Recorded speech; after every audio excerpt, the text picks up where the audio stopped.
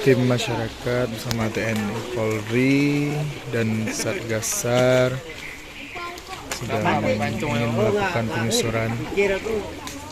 Syederalun proses pencarian terhadap Ismail Ubid berusia 60 tahun warga Gampong Ranto Panyang, Kecamatan Krung Sabe, Aceh Jaya masih terus dilakukan. Informasi yang diterima oleh BPBK Aceh Jaya menyebutkan jika pada hari kedua pencarian setelah dikabarkan hilang pada Rabu 21 Desember 2022, titik fokus pencarian diperluas hingga ke Laut Krung Sabe.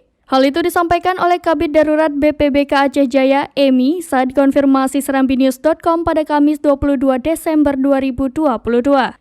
Dirinya menyebutkan jika tim pencarian sendiri dibagi menjadi dua, di mana satu tim bertugas melakukan pencarian di kawasan laut dan satu tim melakukan pencarian di kawasan sungai.